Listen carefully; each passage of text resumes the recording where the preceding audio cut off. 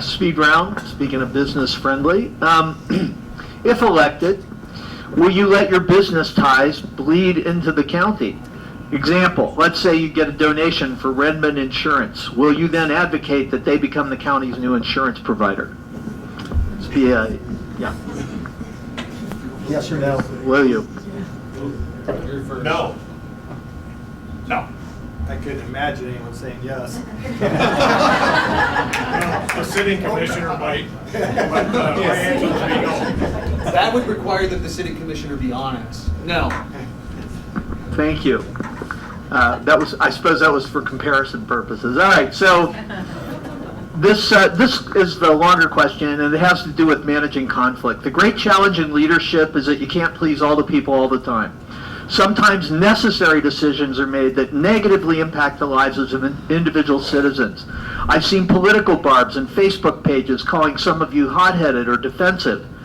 How would you discuss with a constituent a necessary change that has a negative impact on them? Good question.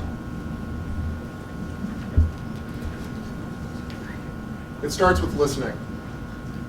And then it starts with complying with the law. The county commissioner only has the authority that is provided by law. A county commissioner and any elected official in Idaho has the duty to comply with the law. This is not Burger King. You don't get it your way all the time with government. When we're looking at government, it is about, and county government, it is about the county. You listen, you empathize, and you sympathize when you can, and you follow the law.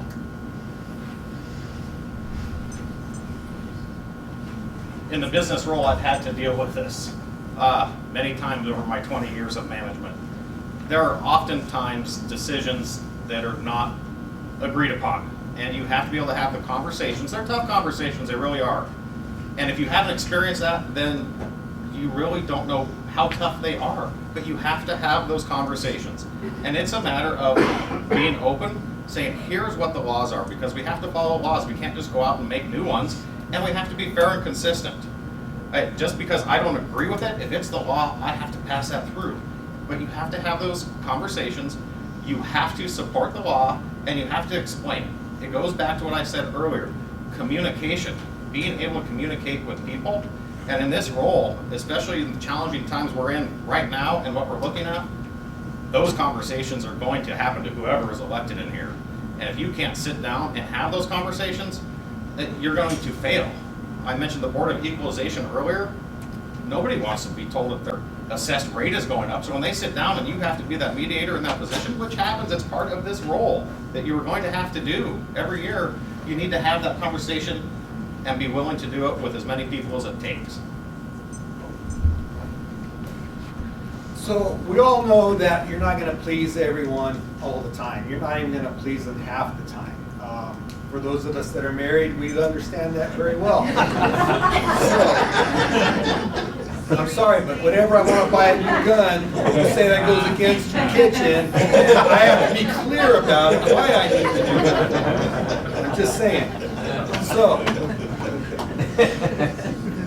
I'm a Christian conservative. Okay, I'm going to use those values to help me make the decisions I'm going to make for the county, and I'm also going to take in what you guys want too. But the point is that doesn't prevent a liberal or a communist or anyone else coming into the office and saying, hey, this goes against my values, or this goes against my principles or rights, whatever.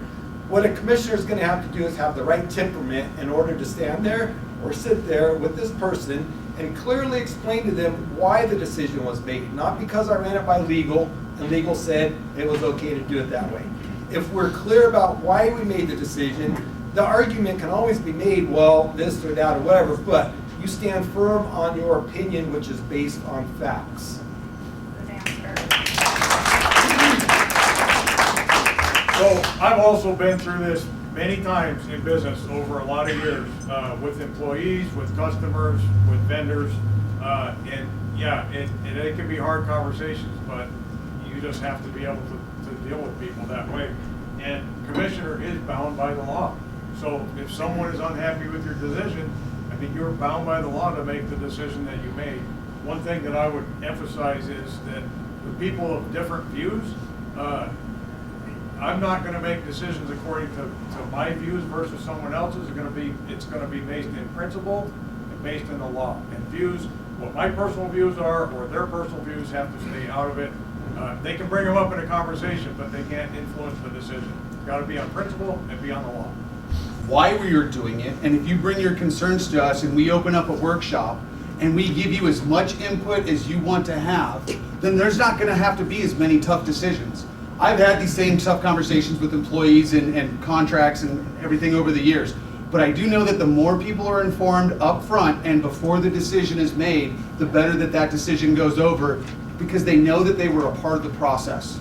A lot of people sometimes don't understand the whole thing, but if they're a part of the process, they can come to understand it, and they know that their voice was heard, and that's the best way to have these conversations with the people before the decision is even made.